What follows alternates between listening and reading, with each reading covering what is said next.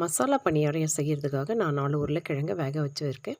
இப்போ ஒரு கடாய் எடுத்துக்கோங்க. 1 டீஸ்பூன் எண்ணெய் ஊற்றி கடுகு உளுத்தம் பருப்பு நல்லா பொரிஞ்சதுக்கப்புறமா 2 பச்சை மிளகாய் பொடியை கட் பண்ணி சேர்த்துக்கோங்க. ஒரு வெங்காயத்தை பொடியை கட் பண்ணி சேர்த்துக்கோங்க. கூடவே கொஞ்சமாக கருவேப்பிலை சேர்த்து வெங்காயத்தை நல்லா பொன்னிறமாக வதக்கி எடுத்துக்கோங்க.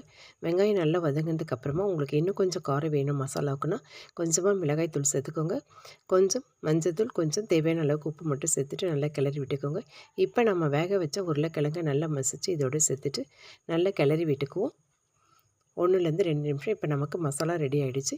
ஒரு பணியாரக்கல் எடுத்துகிட்டு சுற்றி எண்ணெய் ஊற்றிக்குவோம். இன்றைக்கி நான் இட்லி மாவில் தான் பணியாரம் செய்ய போகிறேன்.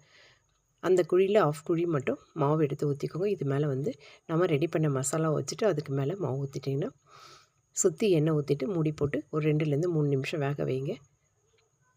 இதுக்கப்புறம் பணியாரம் நல்லா வெந்ததுக்கப்புறமா திருப்பி போட்டு இன்னொரு சைடு எண்ணெய் ஊற்றி நல்லா வேக வச்சிங்கன்னா சுவையான மசாலா பணியாரம் ரெடி ஆகிடும். இதே மாதிரி செஞ்சு பாருங்கள்.